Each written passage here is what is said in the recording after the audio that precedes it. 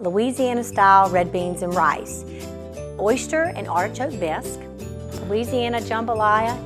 Welcome to Dishing It Out Louisiana Style. I'm Angela Bertone, your host. In Louisiana, we love to cook, we love to eat, and we love to talk about it. In Louisiana, we not only cook with our hands, we cook with our hearts. Some people call that Southern hospitality. We call that a way of life. Who doesn't love pecan pie or homemade cheesecake? Today we're going to cook with you Louisiana Southern style pecan pie with my twist, with a little bit less sugar, because one of the main complaints I hear is it's too sweet. So we're going to fix that for you. And the other thing we're going to do is we're going to make a homemade cheesecake. Again, which I add a little bit of a twist, putting a little bit less sugar and add a little fluff to it just to make it the way that I like it best. So what we're going to do is we're going to make two pie crusts for you today. One is going to be a shortbread pie crust that my grandmother taught my mom how to make whenever she cooked peach cobbler. I've incorporated it into a lot of my dishes, so we're going to do that. The second pie crust that we're going to make is a traditional pie crust for our pecan pie. So let's get started first with giving you two words for our food for thought. You're going to stay with us to the end of the show. We're going to give you a little bit of food for your soul. And those two words are pie, which comes from the word pastry, or it means to glue together, and pecan. Pecan means the center of something. So let's get started with our shortbread pie crust. We're going to have 1 block of butter. It's melted to room temperature. We're going to put 1 cup of self-rising flour. And it calls for a cup of sugar, but I don't like that much sugar, so I'm going to put 1/4 cup of sugar. And just because I love an extra crunch, I'm going to add some crushed up walnuts. Now you can use pecans or any other nuts, or you can leave them out altogether. And I'm just going to sprinkle some in here. And this kind of takes up the space for the rest of the sugar that it calls for that I don't want to add into my crust. So I'm going to mix this together with a fork. And basically what I'm going to do is I'm just going to smash it down into the bottom of the pan, and we're going to pre-bake it for about 5 minutes, because this is what our cheesecake is going to go on. When I was a little girl, one of my favorite recipes was my grandmother's peach cobbler, and my mom would let me make it because the recipe was so simple. Again, you have 1 cup of flour, 1 cup of sugar, a block of butter, mix it all together, and you separate it out into halves. You smash half of it on the bottom of your pan, and then you would use the top for a crust. So that's where this pie crust recipe came from. And basically, instead of using it for a peach cobbler, I'm using it as a shortbread crust, and I use it quite often, whether I'm making a Mississippi mud pie, or in this case, we're making cheesecake. And so I'm going to go ahead and put this in the oven, and we're going to cook it for about 5 minutes and let it pre-cook just a little bit before we put our cheesecake on top. All right, I've got all the mess cleaned up from the pastry shortbread pie crust, and now we're going to make a traditional pie crust. I have 1 1/4 cup of all-purpose flour, and if you know me, I don't normally use that, but since this is a recipe, I'm going to use all-purpose. I have 1/4 teaspoon of salt and 1 tablespoon of sugar. 8 tablespoons of lard. Now this is traditional white lard that's cold and refrigerated, and there are 8 tablespoons. The recipe actually calls for butter, but I'd like my crust to be a little bit crunchier than butter. Gives it to me, so that's why I substituted the lard. So we're just going to go ahead and we're going to use the pastry cutter. You want your lard or your butter to stay cold. Basically, the little pieces of lard that are folded in between all of the flour is what's going to give you that little pocket of crunch in your crust. Okay, I'm going to give you a good look at this so that you can see the chunks in there. How coarse it is. I do have some extra flour that I'm going to need whenever I'm rolling this out. We're going to use some wax paper as well. And we're going to get our pie pan or pie plate and put it all together for you.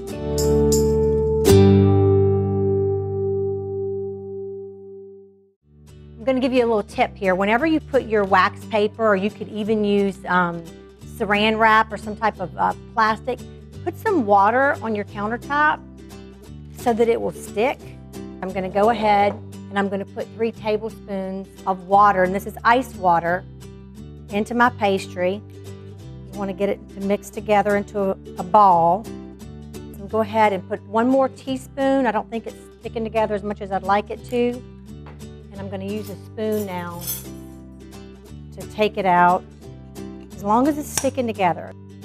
Now it's starting to do what I want it to do. Okay, this recipe calls for 2 pie crusts, so I'm going to take about half, put it onto my wax paper. Just going to form it to a little ball so it makes it easier to roll out. I'm going to put some flour on the top and the bottom so when I go to take it off of my wax paper, it doesn't stick so bad. I'm going to put the wax paper on top.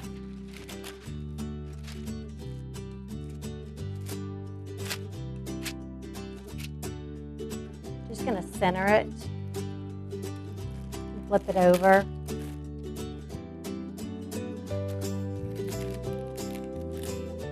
So now what we're going to do is I'm going to make a pretty edge. So I'm just going to take it, I'm going to pinch, gather and pinch it, and I'm going to go one direction and then I'm going to go the other because it's going to take a little bit to get it to form. Try to make my little edges pretty. And I'm going to tuck them down away from the edge. You know, when my husband and I travel across the United States and we ask for pecan pie, people look at us sometimes like we're crazy. We think it's crazy that you guys don't have it all over the United States. So hopefully after this show, you'll begin to love pecan pie. It'll become a staple in your area like it is in Louisiana. I'm going to finish this up, and when we come back after our break, we're going to put together our pie filling, the pecan, as well as our cheesecake. We'll be right back.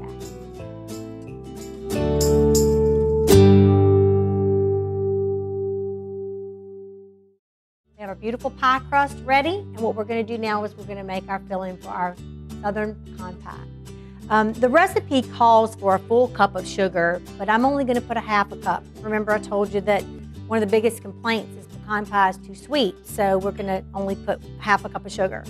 It also calls for 1 full cup of light syrup. And what I'm going to do is I have a cup, but I'm not going to let all of it go into my recipe. I'm just going to normally I would scoop all the rest out of the cup, but I'm going to leave just a little bit in there because actually I don't like a full cup, a little bit less, and it might even be 1/8 of a cup left in there. It's okay to even leave 1/4 of a cup, but I just wanted you to see what the recipe calls for. Now, the recipe also calls for a teaspoon of vanilla. It calls for a little bit of butter, and I'm going to add salt to it. So that's about 1/4 of a teaspoon of salt, and this is 2½ tablespoons of butter. We're going to mix this together. The recipe calls for 3 eggs. Well, I have 5 eggs, and this is going to be more of a custard. And I'm also going to put a couple of ingredients that doesn't call for, just because I was playing around one day and thought I would try a little bit of cinnamon in it. And I really liked it, and so did my husband, so we're just going to put a little bit of cinnamon. And this is a secret ingredient that nobody could guess what it was, so I'm going to tell you. It's actually coconut, so just a few drops of coconut extract in there. I don't want it to overpower. I just want it to kind of give a little bit of sweetness with that sugar. Even though I've cut my sugar quite a bit, I feel like the coconut gives it a really good flavor. So now we're going to beat up these eggs, and it calls for 1½ cups of pecans. I have 2½ cups of pecans, and my husband and I were traveling home one day from our work. We go all over the United States, and we stopped at this little restaurant in Alabama, I believe it was, might have been Georgia, one of the southern states, and they did have pecan pie. So that was the main reason we went there, was we were wanting pecan pie. And there was an 84-year-old woman that went in every morning, like 4 o'clock in the morning. Not only did she make homemade pastries, pies, and whatever the meal was for the day, but homemade bread and dinner rolls. Her pecan pie was made with pecans that were crushed finer than this. Typically, in the South, when you eat a pecan pie, you're going to have pecan halves. So we thought it was unusual, but of course we ate the pie and it was heaven. So now my husband and I, when we make a pecan pie, as opposed to using halves, we use pieces. Not as fine as what she had, but still pretty small. So we're gonna add 2.5 cups of pecans.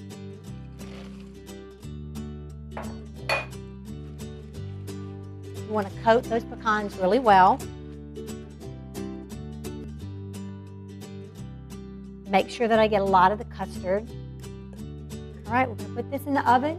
It's gonna go in the oven for 10 minutes at 350. We're gonna reduce the heat to 325, which is perfect because that's the temperature we need for our cheesecake. Since we're gonna be baking them both at the same time, we'll go ahead and get that started and get our cheesecake together. All right, we have our pie pre-baked, and this is our shortbread crust. So what we're gonna do is we have 2 packs of cream cheese. We're gonna put a dash of salt. Now, I do not measure anything in this recipe, so I apologize. So this is, I'm guessing, 1/4 teaspoon of salt, but I am gonna taste everything and make sure it tastes like I want it to taste before I put my eggs in. And if it tastes right, then I know I have the right ingredients in there. If it doesn't taste right, we'll figure out by the palate what it needs. I'm also gonna put a couple of tablespoons, and I'm estimating, of sour cream.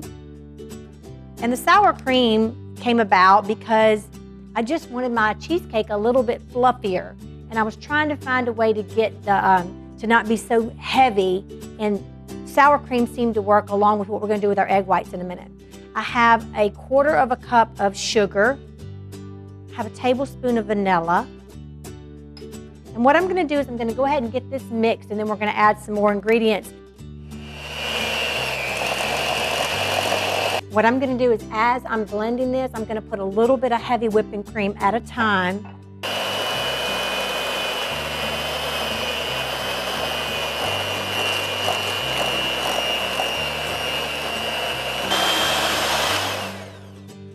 I'm gonna continue to get it off the sides. Okay, so what we're gonna do now is we have, again, 1 lemon, 1 lime. We're gonna incorporate this juice a little bit at a time to keep it creamy and thick.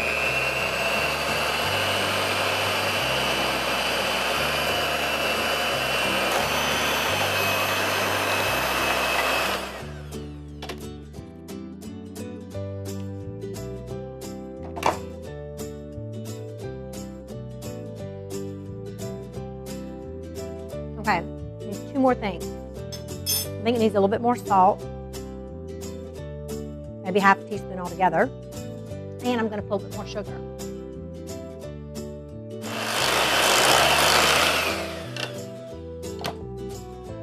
We're gonna add our egg yellows,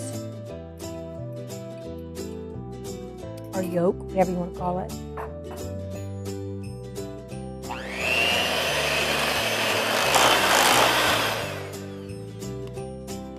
Okay, I'm gonna clean my mess up a little bit. We're gonna get those egg whites fluffed, and then we're gonna fold them in, put them into our pie pan or our dish, and then we'll put it in the oven. So give me just a moment to clean this up, and we'll get the egg whites going.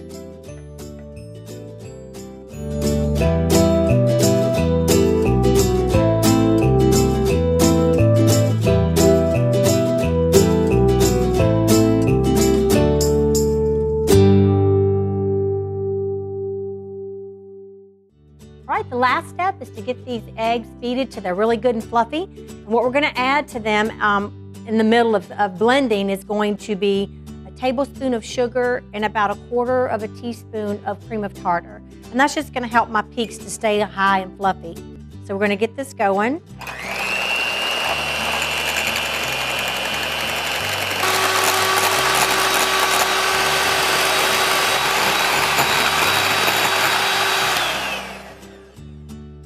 If I got peaks, and I do. There we go. That's pretty simple, huh? All right. This was the finishing touch to my cheesecake that I didn't like, with all those little changes that we made along the way. And a lot of messed up cakes that wasn't as good as this one, but my husband and I did not complain about trying them out and eating them. This just turned out to be the favorite. Now, you want to know the hardest part about this whole cake is deciding what kind of topping we're going to put on it. I make instead of a rum sauce, like for bread pudding, I make a margarita sauce. And I pour on top of this, and I put a little bit of coarse salt and lime, and it's really good. And it's non-alcoholic because we cook the alcohol out, but it has a great flavor, and it garnishes really well. We also make a turtle cheesecake. I'm going to use a homemade syrup and some pecans. We can also drizzle a little chocolate on top. The favorite one of my husband's favorite, is raspberry and blueberry. So we're going to have a raspberry sauce with fresh raspberries and fresh blueberries, so that it's really light, not as fattening, and it's just got a great fresh summertime flavor, as well as it's really beautiful for display. Now this is going to fluff up, so I'm not going to fill it all the way. All right, let's put this into the oven, and it's going to take about 45 minutes to cook. It's going to get golden brown, and then we're going to turn the oven off and just let it cool in the oven, and that'll help it from cracking. Okay, you guys, we'll be right back in our next segment. We're going to have food for the soul, as well as those wonderful toppings we talked about. Be right back.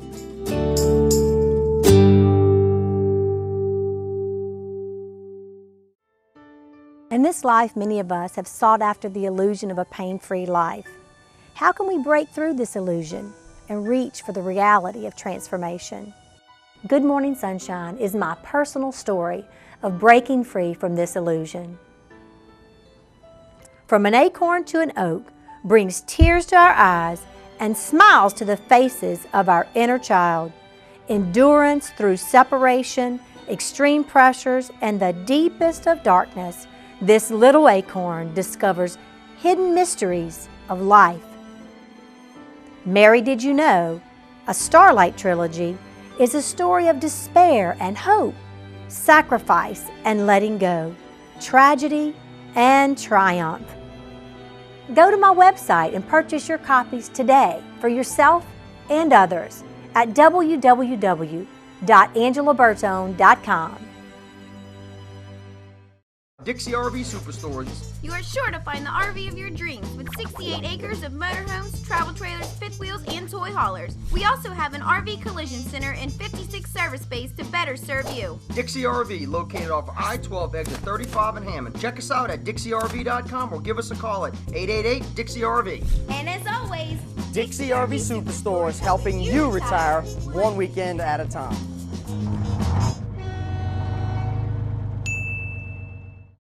Building or remodeling?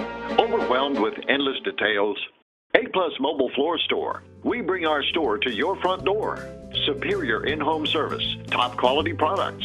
A-Plus Mobile Floor Store. We bring our store to your front door. Our low overhead means you save money. A-Plus Mobile Floor Store. We bring our store to your front door. Explore our vast selection of flooring options in the comfort of your own home. A-Plus Mobile Floor Store. Call today.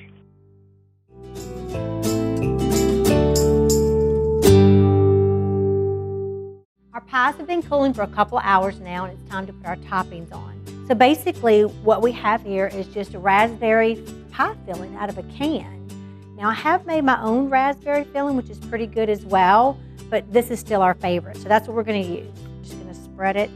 And if you notice, you can see how I've kind of got a cavity here where when the pie cooled, it just kind of fell down in the center. And we're going to fill that up.